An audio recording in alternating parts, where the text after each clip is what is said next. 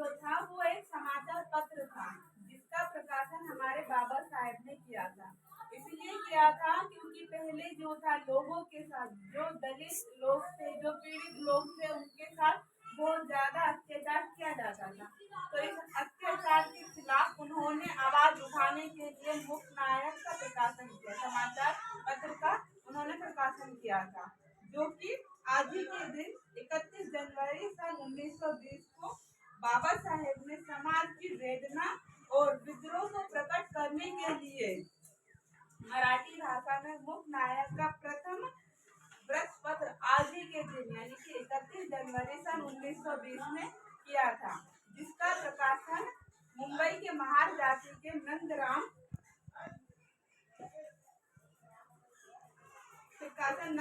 भटकर नामक शिक्षित युवा ने किया था, है ना। किसने किया था प्रकाशन? नंदराम भटकर, जो एक शिक्षित युवा थे, उन्होंने किया था। और अगर समाज की दशा को देखी जाए तो उस समय जो था लोग क्रांति के इंतजार में अपनी जो उम्र थे वो बिता रहे थे। लोग भी चाह रहे थे कि क्रांति हो, लेकिन क्रांति के लिए सिर्फ उम्र बिता रहे थे, कर कुछ नहीं पा रहे थे। तब हमारे बाबा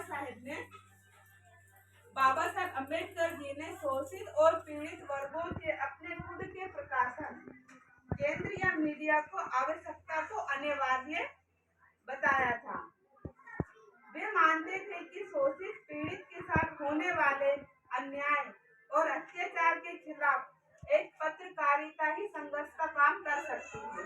उन्होंने दलित लोगों के लिए, जो पीड़ित लोग थे, उनके जो अन्याय होते थे, उनके साथ जो अन्य अत्याचार होते थे, उनके खिलाफ सिर्फ एक पत्रकारिता ही संघर्ष का कार्य कर सकती थी। मूकनायक डॉक्टर बाबा साहेब अम्बेडकर जी द्वारा स्थापित पहला एक मराठी पाक्षिक पत्र था। इसका प्रकाशन हमारे बाबा साहेब ने 31 जनवरी 1920 में किया था। मूकनायक, इसका मतलब है मूकनायक यानी मूक लोगों का नायक। ये सभी प्रकार से मूक पीड़ितों की ही आवाज थी। मूकनायक का मतलब ये था जो मूक लोगों की ही और पीड़ित लोगों की आवाज थी, जो है ना, लोगों की आवाज एक पत्र के माध्यम से अलग अलग देशों में पहुंचाया जाता था कि लोगों के साथ कैसा अत्याचार हो रहा है, क्या क्या अन्याय हो रही है। इस तरीके से उन्होंने एक मूकनायक पत्र का प्रकाशन किया था, जिसमें उनकी पीड़ाएं बोलती थी। उस पत्र में शोषित वर्गों में एक नई चेतना का संचार किया था, अपने अधिकारों के लिए अपने अधिकारों को जागृत करने के लिए महत्वपूर्ण भूमिका निभाया। समाचार पत्र में लोगों के अधिकार और उनके साथ जो अत्याचार और अन्याय होते हैं उनके खिलाफ एक आवाज उठाने के लिए और अधिकार को जागृत करने के लिए एक महत्वपूर्ण काम किया था। इस समाचार पत्र के शीर्ष भाग पर संत तुकाराम के वचन थे। ये पत्र शोषित व पीड़ित वर्गों में एक चेतना की लहर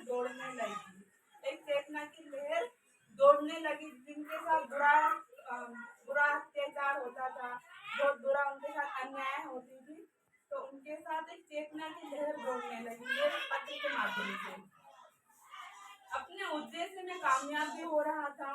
फिर मूकनायक के आरंभिक जो दर्जन भर संपादकीय टिप्पणियां हमारे बाबा साहब अम्बेडकर जी ने स्वयं लिखी थी। संपादकीय टिप्पणियों को मिलाकर बाबा साहब अम्बेडकर जी ने कुल 40 लेख मूकनायक में प्रकाशित हुए थे।